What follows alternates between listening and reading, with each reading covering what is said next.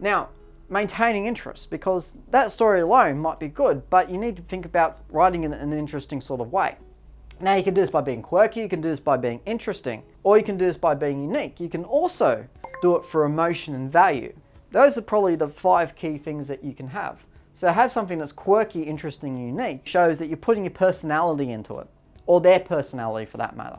There's something that people may not have read much of before. Try and find some sort of slant or some sort of personal way that you can develop the story which is in your own voice, that looks at the world how you see it. Give it emotion, give it value as well. Give it something that people go to read and feel something for. You want people to connect with your story, more importantly. And this is what, as I said, improving structure is all about, is improving it so people can really start to connect with your story. And so the story that we have here is our story will use humour, because the house isn't perfect on its own. We need to have a village around it. It's not perfect just to have a house on its own. We need to have a perfect village. It starts to have its own government. And so we're starting to exaggerate things here. So not only have we got humour, we've got exaggeration, we've got all these things. Now that suddenly makes it even more interesting, particularly as we try and inject some humour into it. Now, even if you don't think you're that funny as a person, just put your own jokes in there. Even if it doesn't make people laugh, that's fine. I mean, you're not saying knock knock who's there and expecting someone to follow the punchline. If people don't laugh at your jokes, don't worry about it. It's not the end of the world. And certainly, when you're writing it, you don't have to force a joke every 5 seconds. You can basically write it, and then if you've got a funny line that you want to put in there, use it. And if you're worried about it being funny or not, don't. Because stories that aren't funny are called satires. And so you basically got something there which you can use anyway. Alright, now next thing is that you can lead towards a climax. So we've got a very good idea and very good premise, but we have no climax yet. So we need to work towards an endpoint. We need to have a powerful conclusion, something that's meaningful to say about this person and this story.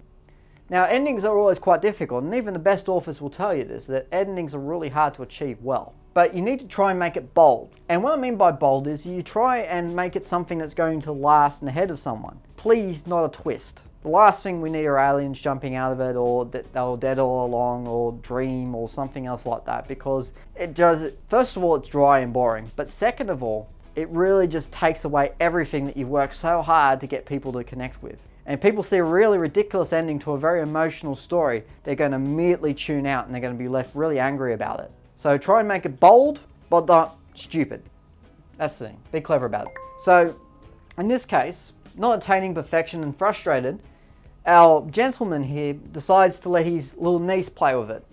Through doing what little nieces do and causing havoc and destruction and all those things, he makes his village look not perfect, but real. And in that sense, that's what gives it perfection, is the fact that he can make it look like real life. And he has a realization this life that he's been trying to control was already perfect. Trying to get any more perfection would have actually ruined it. It's sort of a very complex thing which will give someone something to think about, is our quest for perfection damaging? Is it all those things? And so we've gone from a very simple idea to something that really leaves people scratching their heads afterwards. And that's fine, that's great, that's what we want them to do. So that's what we really mean by improving the structure. Alright, so let's conclude now. As I said, the most important part of this story was that it had a very simple idea. It is a man playing with a doll's house, or playing with dolls even. Now, again, that's something I can explain to someone in a sentence and then I can really start to develop it. All those complex themes and ideas are something that came off this really simple thing. And as I said, not all stories have to have a really complex premise in order to be really effective. As I said, the execution is where your themes and symbols come into it. And certainly you could attach a whole heap of things without even thinking about it to this idea of what does a doll mean. And certainly a doll is a symbol of perfection and beauty and all those things, and a doll's house is utopia and all these things. These come out without me even having to go through them too much. But they still come across as being symbolic. And that's just through the way that society looks at things. And finally, they should remain basic. Even though I have all these very complex things I'm trying to interweave into the story, I've still got a very basic story that I keep coming back to all the time. That I don't get too obsessed with making it complicated. That I don't worry about injecting too much in terms of complex themes and techniques and ideas. That I don't have to say, I need an analogy here or I need a metaphor there. Just tell it very naturally.